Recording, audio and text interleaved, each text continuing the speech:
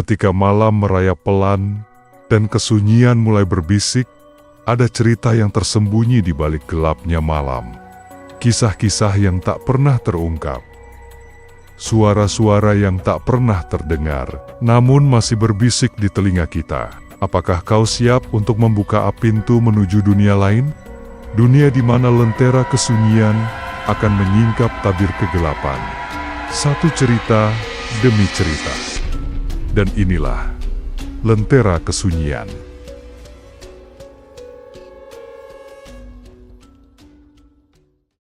Gedung itu menjulang kelam di tepi kota. Sudah 20 tahun bangunan tua berlantai 5 itu terbengkalai. Dindingnya retak retok, cat mengelupas, dan jendela-jendela kaca buram dipenuhi debu serta sarang laba-laba. Dulunya, bangunan itu adalah Rumah Sakit Cakrawala Sejahtera, rumah sakit swasta yang mendadak tutup setelah serangkaian peristiwa misterius pasien yang menghilang, perawat yang tewas bunuh diri, hingga kebakaran kecil di ruang operasi tanpa sebab yang jelas. Namun malam ini, 6 pemuda-pemudi berdiri di depan gerbang besi rumah sakit itu, menantang ketakutan mereka sendiri. Mereka adalah Raka, 22 tahun, mahasiswa teknik elektro, cuek tapi pemberani. Dialah penggagas ide uji nyali ini. Laras, 21 tahun, teman Raka sejak SMA, pintar dan rasional, tapi punya rasa ingin tahu tinggi. Adit, 23 tahun, pembuat konten YouTube misteri, datang dengan kamera dan peralatan rekam. Sinta, 20 tahun, pacar Adit, pendiam, mudah takut, tapi tetap ikut demi menemani kekasihnya. Tommy, 22 tahun, si tukang bercanda, sering membuat suasana jadi santai, meski sedang tegang. Vina, 21 tahun, gadis energik yang katanya punya sedikit kepekaan terhadap hal-hal gaib. Raka mengatur semuanya. Mereka datang pukul 9 malam, dengan niat bermalam di dalam gedung sampai subuh. Tak hanya untuk tantangan pribadi, tapi juga demi konten YouTube Adit yang sedang naik daun. Eksplorasi tempat terangker Indonesia. Jadi, kita bakal bagi 2 tim, kata Raka saat mereka masih di halaman. 3 orang ke lantai atas, 3 lagi ke ruang bawah tanah. Rekam semuanya, dan jangan keluar sebelum jam 5 pagi. Serius? Tanya Laras, melirik bangunan dengan genting yang sebagian runtuh. Ini bukan kayak uji nyali di TV. Ini nyata. Justru itu serunya, sahut Adit sambil menyalakan kameranya. Kalau aman-aman aja, siapa yang mau nonton? Tommy tertawa. Nanti jangan salahin kalau tiba-tiba ada yang kesurupan ya. Jangan-jangan nanti malah kita viral karena ada yang dibawa makhluk halus. Sinta mencubit lengan Adit. Aku takut, Dit. Serius? Adit menenangkan pacarnya. Tenang, aku bawa garam, senter, sama ayat kursi di kertas. Aman. Mereka pun masuk. Begitu kaki mereka menjejak lantai marmer tua yang dingin, udara berubah. Bau obat yang basi, bercampur lembab dan karat, menyambut mereka. Angin mendesir lewat jendela pecah, menimbulkan suara seperti bisikan halus di kejauhan. Lampu senter menyapu lorong-lorong gelap, dinding dipenuhi coretan vandal, dan bercak hitam seperti bekas terbakar. Di salah satu dinding, tertulis dengan cat merah, "Jangan tidur di sini. Mereka masih berjaga." Ini tulisan siapa coba? Gumam Vina pelan.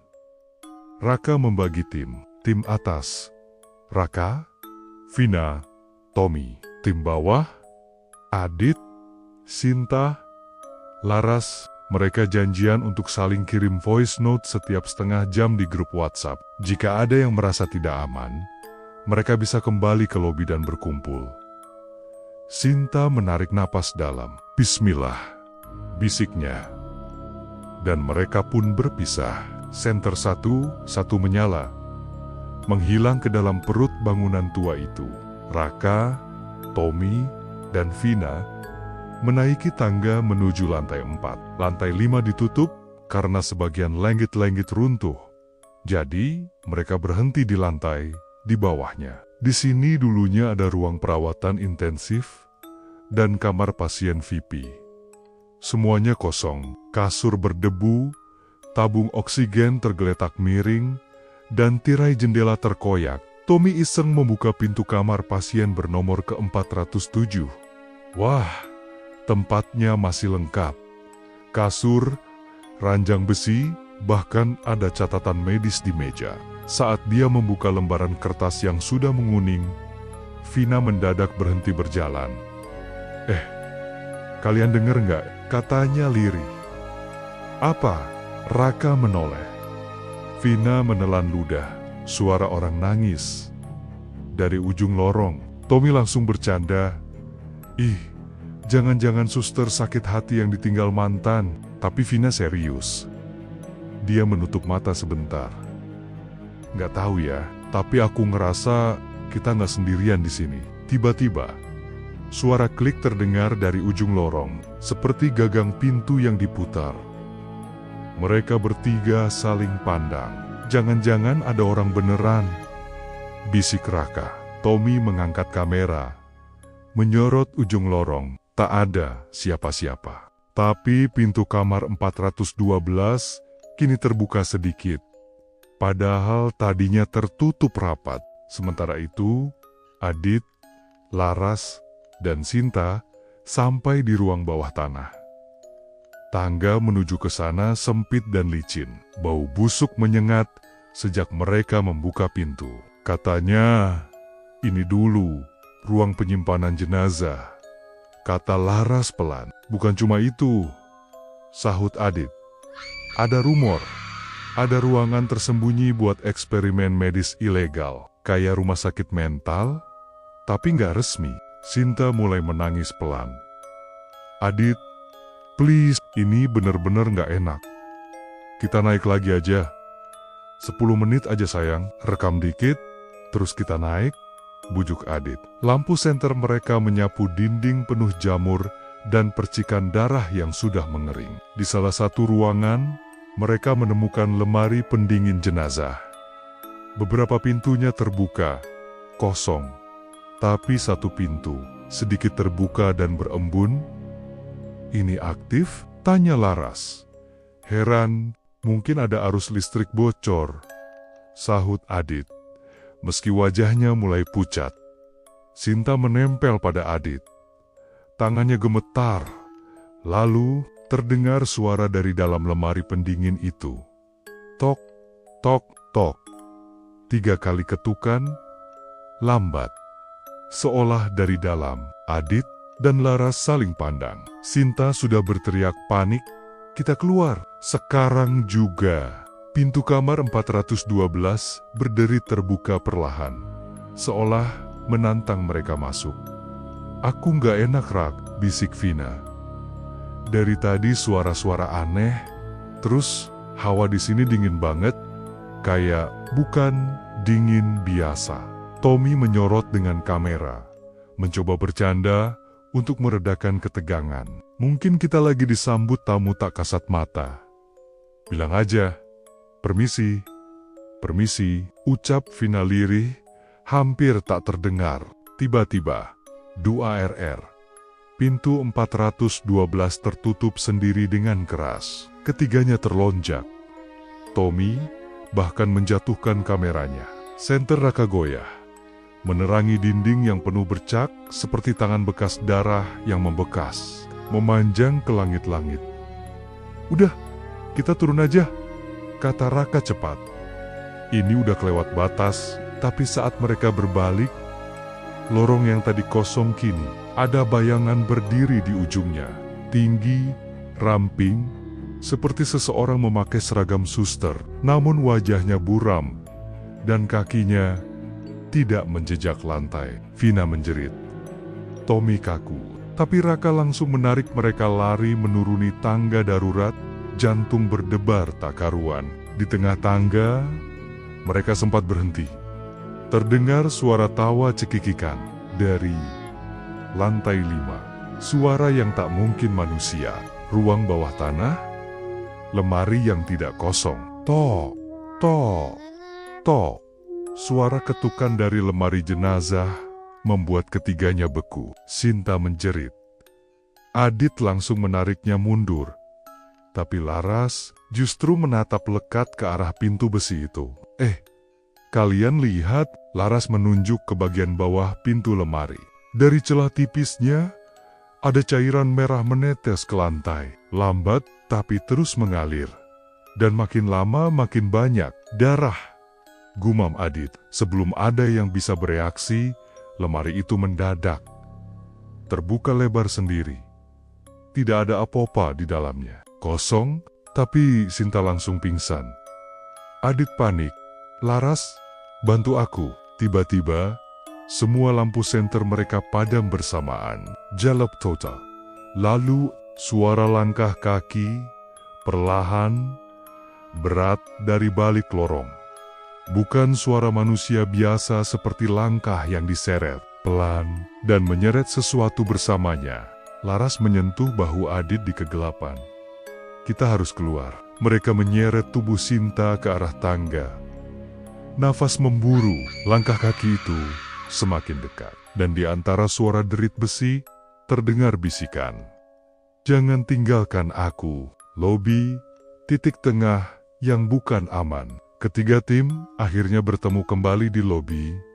Semua dalam kondisi kacau. Wajah Vina pucat seperti kertas. Tommy berkeringat dingin. Raka menggenggam pentungan besi kecil yang ia ambil entah dari mana. Adit menuruni tangga dengan Sinta di gendongannya. Laras terus melihat ke belakang dengan panik, seolah takut ada yang mengikuti. Udah, kita keluar sekarang, kata Adit. Raka mengangguk. Kunci gerbang, Tommy merogoh saku. Gue yang bawa kok, tapi kantongnya kosong. Wah, jangan bercanda Tom, desis Raka. Aku serius Ra, tadi pas kita masuk gue simpan di jaket sekarang. Hilang. Mereka semua membisu.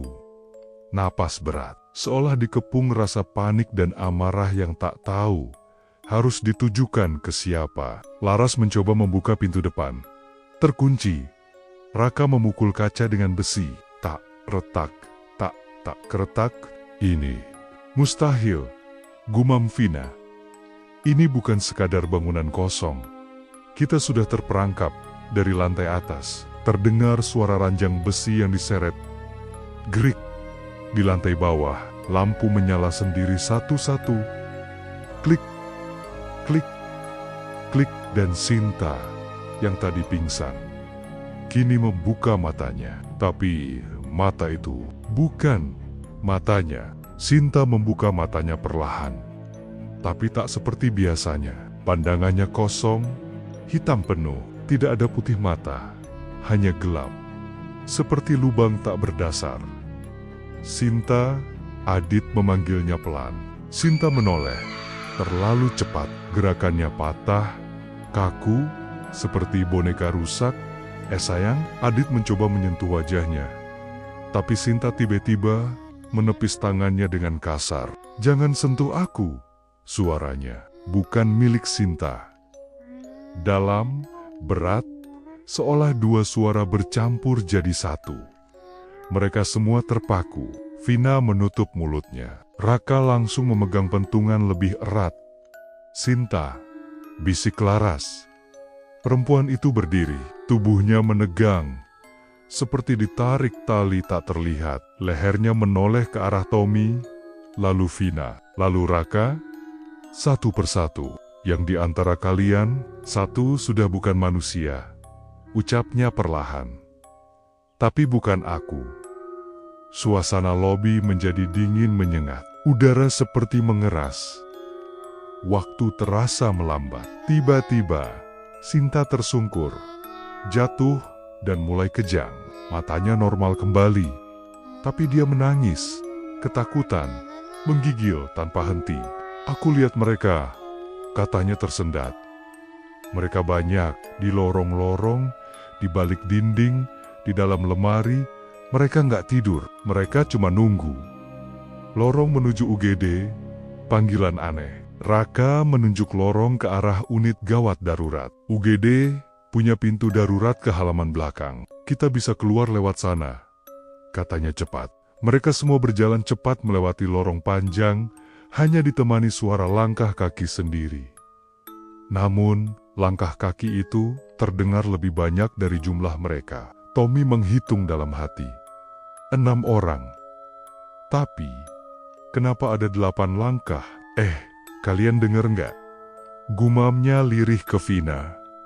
Vina mengangguk pelan. Iya, kayak ada yang ikut dari belakang.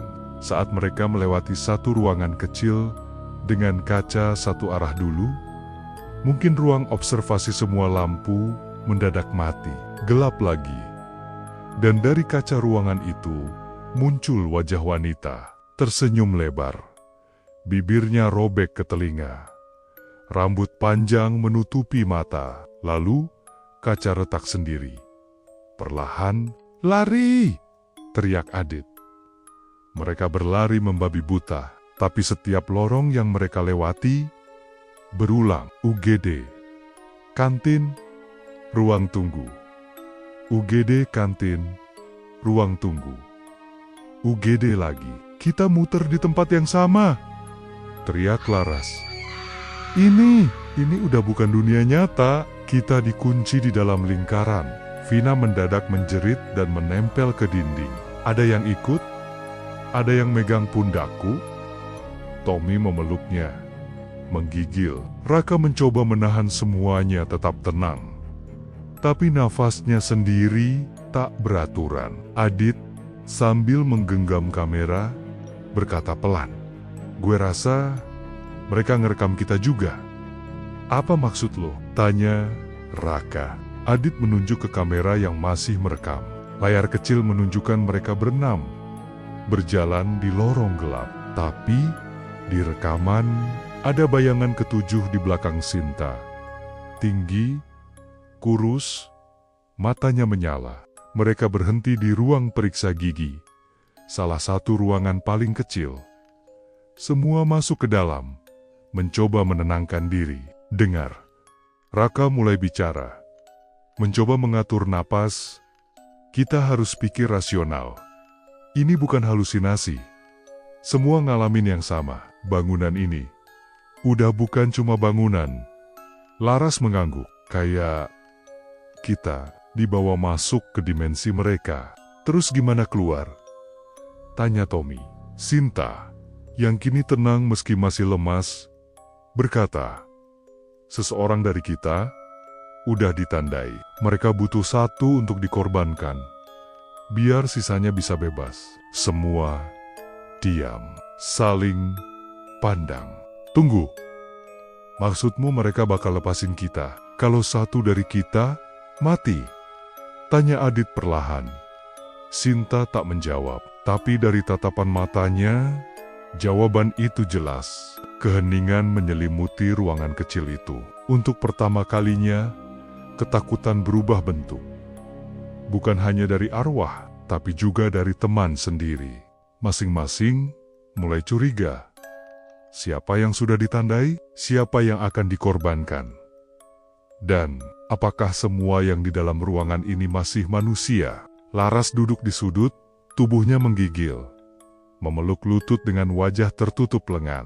Nafasnya pendek-pendek, seperti mencoba menahan isak tangis agar tak mengundang sesuatu. Vina berdiri membelakangi pintu, matanya menatap kosong ke arah dinding.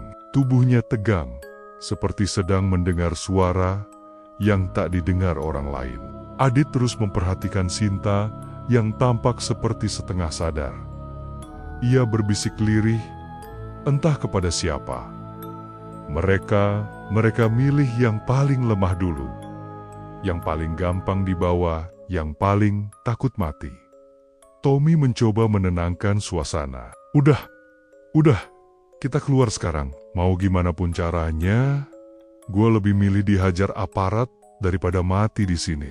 Raka membuka pintu pelan-pelan. Lorong sepi, tapi tak lagi gelap. Sekarang lorong itu diterangi lampu redup kemerahan, seperti rumah sakit yang masih berfungsi, namun bukan milik manusia. Mereka berjalan perlahan, menyusuri lorong menuju ruang rekam medis yang kabarnya punya akses ke pintu belakang. Tapi langkah mereka pelan dan sunyi. Hanya diiringi suara alat pernapasan yang mendesis dari dalam salah satu ruangan. Mereka semua berhenti. Suara itu tak berasal dari ruang rekam medis, tapi dari ruang ICU. "Kenapa suaranya nyala?" bisik Tommy. "Jangan lihat ke dalam," kata Laras cepat. "Tapi Vina sudah berdiri di depan jendela, guys," katanya lemah. "Kalian harus lihat ini." Mereka mendekat. Ruangan itu kosong, tapi di salah satu tempat tidur, ada seseorang terbaring. Seseorang dengan tubuh seperti dibalut perban dari kepala sampai kaki. Hanya matanya yang terbuka dan menatap langsung ke arah mereka. Raka langsung menarik Vina. "Jangan tatap balik." Terlambat, lampu ruangan ICU menyala terang. Sirine bunyi. Dan salah satu alat EKG di sana mulai menunjukkan detak jantung. Tik, tik, tik, tik. "Sial, sial, sial!" teriak Adit. Mereka semua lari. Tapi di persimpangan lorong, Vina terhenti. Tommy di mana?" Mereka semua berhenti mendadak. Menoleh ke belakang, Tommy tidak ada. "Dia di belakang kita tadi," kata Raka panik. "Omi 3. Laras berteriak. Hening. Lalu, terdengar suara dari speaker lama di lenggit-lenggit lorong. Rekaman suara Tommy. Tapi menyimpang. Aku lihat dia. Dia masuk ke tubuhku. Aku bukan aku lagi. Aku buka mataku dan aku di dalam lemari jenazah." Hahaha. Suara itu berubah menjadi tawa cekikikan perempuan. Diikuti bunyi sret, sret, sret seperti kuku besi menggaruk lantai. Sinta tiba-tiba terjatuh, kepalanya mendongak, dan dari mulutnya keluar suara aneh. Darah pertama akan membuka jalan. Sudah waktunya. Semua mata kini saling tatap. Ketegangan berubah jadi ketakutan purba. Seseorang akan mati malam ini. Dan Tommy mungkin sudah lebih dulu. Teriakan nama Tommy bergema sial-sial di lorong panjang dan lengang. Seolah bangunan ini telah menelan suaranya. Raka menggertakkan gigi, mencoba menahan gemetar di tangannya. Vina hanya bisa memeluk tubuh sendiri. Air matanya mengalir tanpa sadar. Laras, yang selama ini tenang, kini mulai kehilangan kontrol. "Tommy, dia ada di belakang kita. Dia cuma beberapa langkah. Kita harus cari dia." "Enggak!" Adit membentak. "Kamu nggak dengar tadi?" Itu bukan suara Tommy. Itu suara yang nyamar. Jadi dia Sinta Taecjeong. Pandangannya tajam ke lorong yang baru mereka lewati. "Tommy udah ditarik. Udah terlambat. Kalau kita nekat balik, kita juga bakal." Duberake, pintu logam di ujung lorong ICU tiba-tiba terbuka sendiri. Dari balik pintu, seseorang berjalan tertatih. Itu Tommy, tapi wajahnya pucat seperti mayat, matanya kosong, dan darah menetes dari dagunya. Gue cuma kepisah sebentar," katanya pelan. "Gue lihat ruangan yang isinya kaset rekaman. Gue pengen tahu. Tapi mereka marah." Raka maju selangkah. "Tom, lu nggak apa-apa?" Tommy menatap mereka semua, lalu tersenyum. Tapi senyumnya terlalu lebar, melebihi rahangnya. Kulit pipinya merekah seperti sobekan plastik. Sinta berteriak, "Itu bukan Tommy." Terlambat. Tommy, atau makhluk di dalam dirinya, menerkam Vina. Cakar panjang muncul dari lengannya, mencabik leher Vina dalam sekejap. Darah muncrat ke dinding. Vina jatuh sambil terbatuk. Matanya membelalak kaget. lalu perlahan kehilangan cahaya. "Vina!" Laras menjerit, histeris. Raka maju dan menghantam makhluk itu dengan pentungan besi sekuat tenaga. Suara tulang retak terdengar. Makhluk itu mundur, menjerit, melengking, hingga seluruh lampu lorong berkedip liar. Tubuh Tommy ambruk, namun dari punggungnya keluar sesuatu. Sosok hitam setinggi 2 meter, kurus kering, wajahnya seperti kulit terbakar dan tak punya mata. Hanya rongga kosong dan mulut sobek lebar hingga telinga. Makhluk itu menoleh ke arah mereka semua, lalu berbisik dalam suara serak. "Satu darah, satu nyawa. Jalan sudah dibuka, kalian berikutnya." Dan dengan itu, sosok tersebut lenyap di balik kabut gelap yang tiba-tiba muncul di lorong. Mereka bertiga, Raka, Adit, Laras dan Sinta yang setengah sadar, kini hanya bisa memandangi tubuh Vina yang terbujur di lantai, tak lagi bernyawa. Tangis meledak, Laras jatuh berlutut. Raka menahan dinding agar tidak jatuh. Adit hanya berdiri kaku. Wajahnya tak menunjukkan apa-apa selain ketakutan yang murni. Kematian telah datang, dan ini baru permulaan. Tubuh Vina masih tergeletak. Darahnya membentuk pola aneh di lantai, seolah mengalir bukan sekadar karena gravitasi, tapi seperti ditarik oleh sesuatu ke arah celah kecil di ujung lorong. Seperti ditelan bangunan itu. Laras menangis tanpa suara. Wajahnya pucat pasi. Jiwanya seakan tinggal separuh. Sinta hanya bisa duduk terdiam.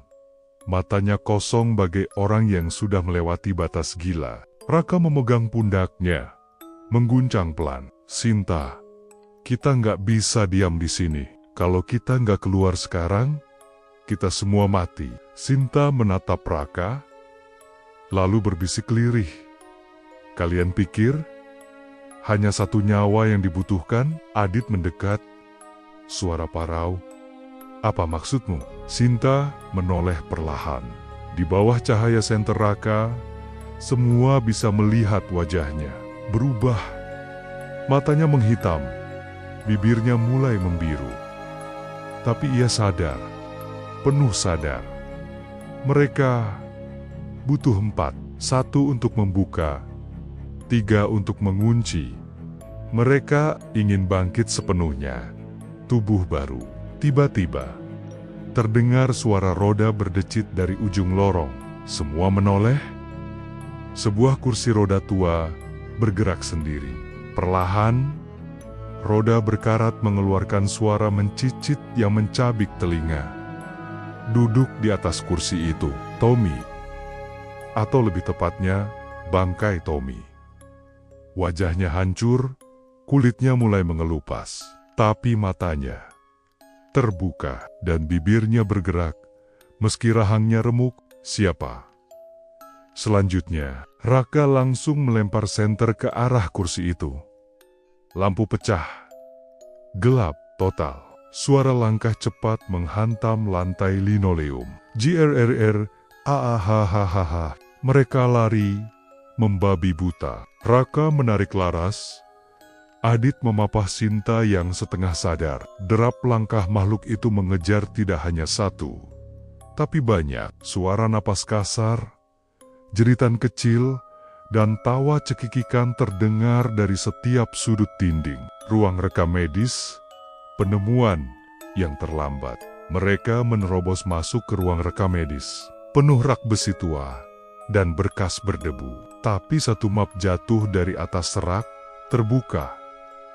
Halaman pertamanya berjudul besar, "Ritual Pemindahan Jiwa Pasien Subjek 04. Eksperimen Tidak Resmi. Dr. N." Di bawahnya ada foto tua. Foto ruangan tempat mereka berdiri saat ini. Laras membalik lembar berikutnya. Satu nama yang ditulis besar, "Subjek 04. Arwah tidak diterima. Dinyatakan tidak dapat dikendalikan." Dan di bawahnya, status masih berada di dalam gedung. Raka menutup map itu. Suaranya gemetar. Kita bukan orang pertama yang masuk sini. Adit menarik napas panjang. Dan kalau Sinta benar, kita mungkin jadi yang terakhir. Tiba-tiba, lampu ruangan menyala. Mereka semua menoleh. Di tengah-tengah mereka, ada sosok baru. Seseorang dengan jas dokter, wajahnya rusak, terbakar, hanya tinggal separuh, tapi masih ada lencana namanya. Dr. Nurdin. Wajahnya menyeringai, suaranya serak dan gatal. Kalian sempurna. Tubuh segar. Jiwa penuh ketakutan. Aku hanya butuh 2 lagi. Lampu meledak. Sinta berteriak. Adit jatuh menabrak rak. Dan dalam kegelapan, terdengar satu jeritan panjang. Laras. Jeritan Laras menggema. Lalu mendadak terputus. Hening, seperti suara itu dilahap oleh dinding. Raka membalikkan badan, memanggil panik Laras. Laras! Tapi hanya ada darah. Dan sebuah tangan manusia yang masih menggenggam potongan kecil kain bajunya, tertinggal di lantai, seolah dicabik dan diseret dalam sekejap mata. Adit memegangi senter yang nyaris jatuh dari tangannya. Cahaya gemetar menari di dinding penuh rak, menyorot wajah-wajah dokter dalam foto tua yang kini tampak menatap balik. Sinta menatap kosong ke depan. Dia sudah ambil 3. Jadi cukup kan? Bentak Adit. Itu 3 nyawa. Udah, selesai. Kita keluar dari sini. Tapi langkah mereka terhenti. Dr. Nurdin masih berdiri di pintu.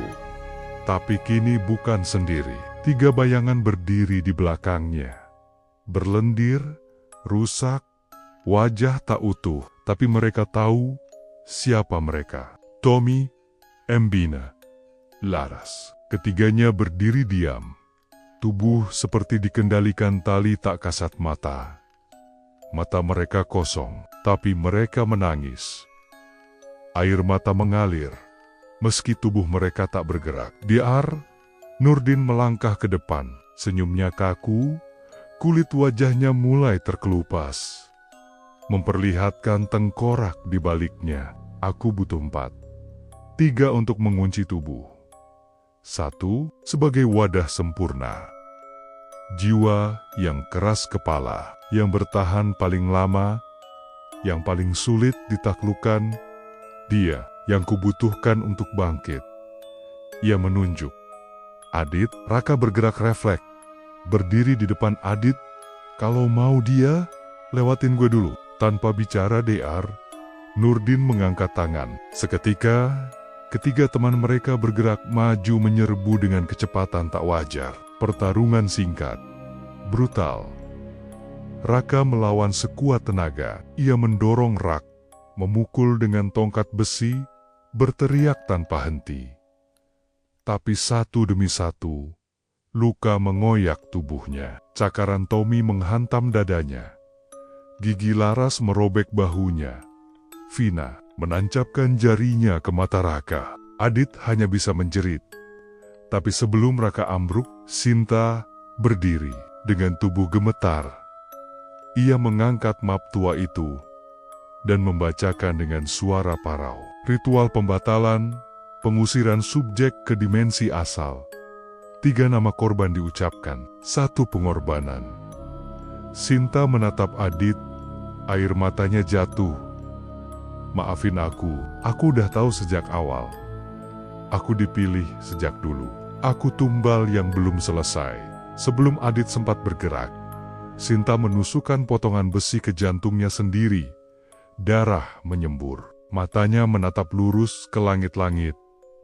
Nafas terakhirnya seperti mengunci udara. Bangunan berguncang, rak-rak roboh, lampu padam serentak. Dr. Nurdin menjerit. Tubuhnya retak dan pecah, seperti keramik terbakar. Makhluk-makhluk bayangan menyusut, lalu lenyap. Tommy, Vina, Laras. Tubuh mereka jatuh ke lantai, tak bergerak, wajah tenang, hening. Setelah gempa berhenti, Adit membuka matanya.